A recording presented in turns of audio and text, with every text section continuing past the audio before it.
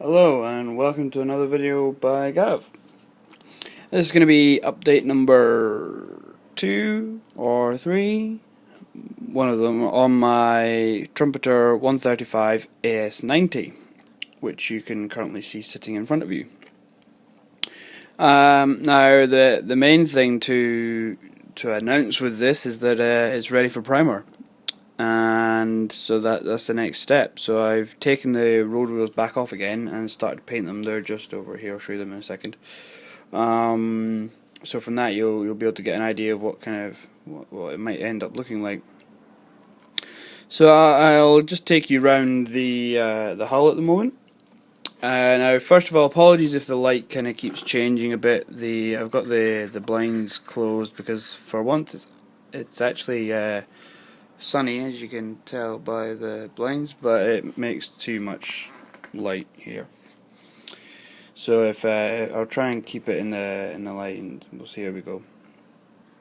So what's changed since last time? Well, the barrel's on. The barrel's all glued in now. This lovely RB Models metal turn barrel with the brass.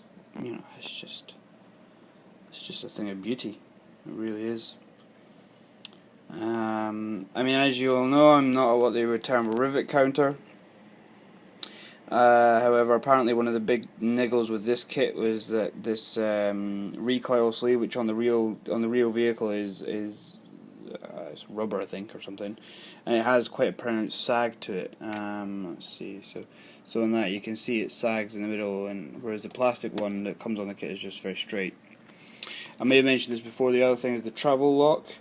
Let me get something. Hold on. Sorry about this. Hold on. There we go. Sorry about that. Right. So here we go. The travel lock here. These support legs are too tall. They're maybe twice the height of that now, which would put the entire travel lock a bit too tall. As you can see, that puts the gun nice and level in the travel lock.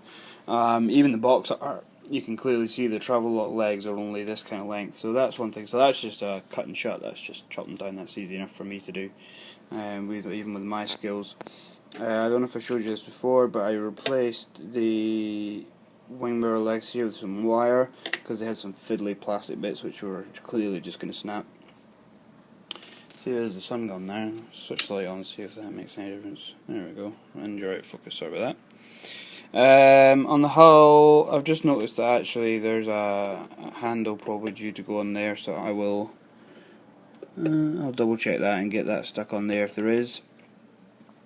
I mean, again, I've missed bits. I've not used all the photo etch, and there was a whole load of stuff, and I didn't bother using it all because, frankly, I don't think it needs it, and some of the bits were far too small for me to even bother with.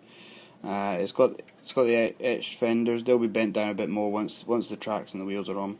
These bits are etched as well, and we'll probably put a bit of movement in them because these are actually just rubber on the real vehicle. There's supposed to be an etch guard goes in front of the light here, but again it's too fiddly for me to bother sticking on. Can't bother with all that. I did build up the etch on the, I guess this is some kind of thermal imager gun sight. I did build up the etch on that, and so that looks nice. I'm pleased with that. The same with the ammo box straps. The toolbox is here. I've got etch around them.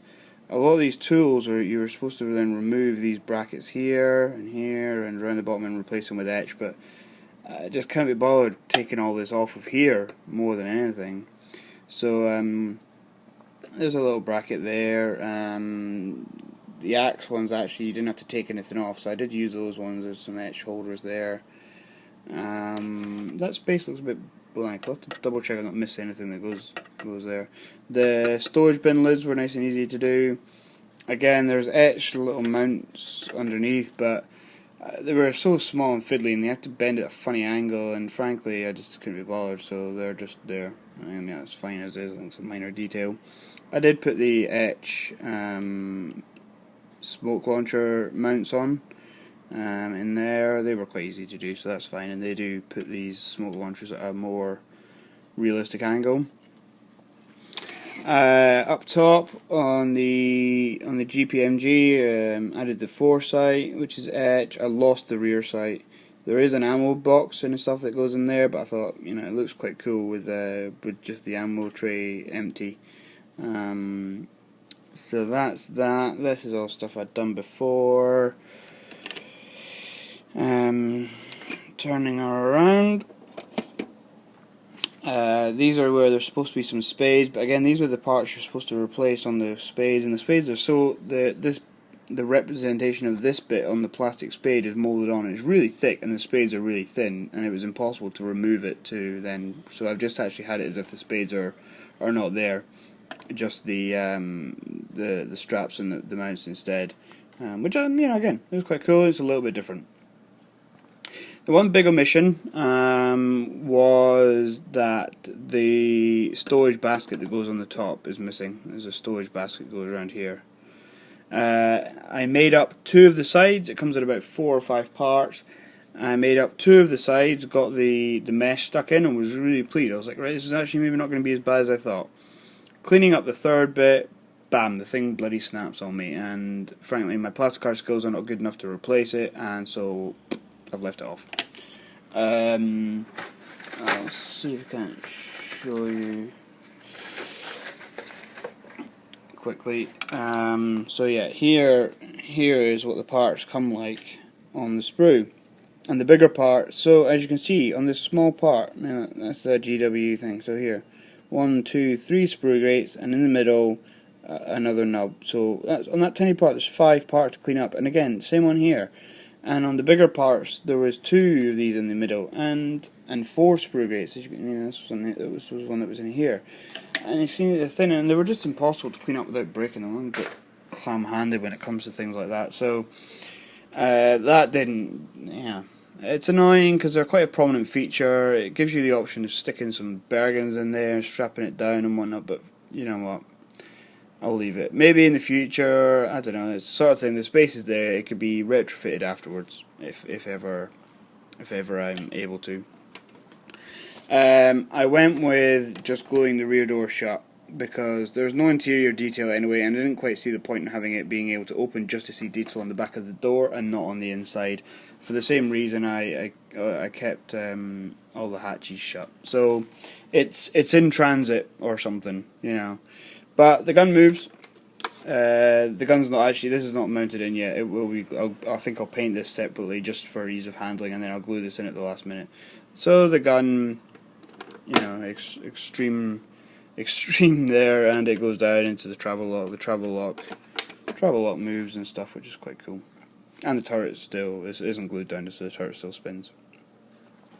So that's the hull. And here's where I am with the painting. So I've started doing. I've done the road wheels. They're pretty much done, and they'll get weathered along with the rest of the tank when they get put on. I think I'm going to use some dust effects and things.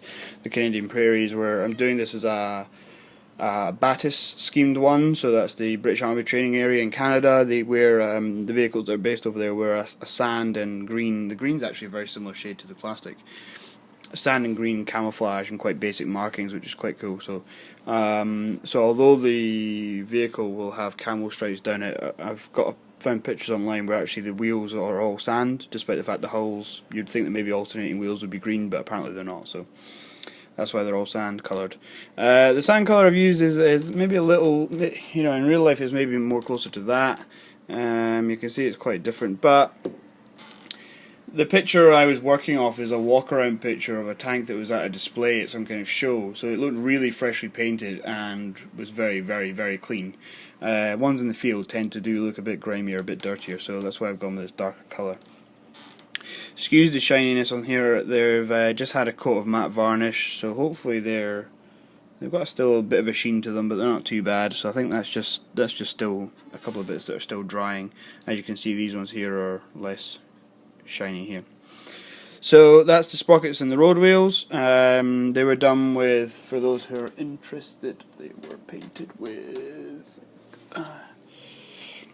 William Waterwear 28 sand yellow. They then had a burnt umber oil wash over a gloss coat, and then they had a very slight airbrush of of this, and then a very slight dry brush, just a tiny little bit. It's maybe not that noticeable, but it's maybe lightened them up very slightly and gives a little bit more depth to them. So I'm pretty pleased with how these have come out. So if the rest of the tank can come out like this, then I'll be well chuffed. So anyway, that's 10 minutes now. I'm just waffling on, and my dinner's nearly ready. So this is update 2 or 3, I can't remember, for my AS90. Please leave a comment. Let me know how you think this is. If there's anything you think I can improve on this. The tire bits I've done in German grey rather than black. Again, this one that I saw the picture of, the rubber was quite light, quite dusty looking. So I think using a slightly lighter colour as a base will help that look quite good when I stick some. I'll try and stick some kind of pigment dust and stuff on later on when I weather the entire thing. Job for tonight is to prime the rest of it and see how we go from there. I ran out of spray primer, so I've got to use that Vallejo grey primer, which I've discovered actually gives a nice fine coat. It looks like it goes on really funny and really horrible, but if you make sure that you don't get any thick areas and you get a nice even thinnish coat, and if you're sure you then don't need to sand any areas back afterwards, then it actually works. It actually works okay. The problem I noticed was when you realise once you've primed something you need to sand it back, and it doesn't sand back, it kind of peels off. So a wee word of advice: if you've got like a cheaper spray primer, and you're not sure if you're going to have to sand back some joins and things, use that first. Once you're sure that then you've got everything nice and smooth, then maybe if that's what you normally use, then stick that over the top, because it doesn't sand very well. Little tip for you there. As I said, I'm off to get my dinner. Thank you for watching. Leave a comment, let me know how you think it's going on, and yeah, I'll see you in the next update of whatever that might be. Cheers.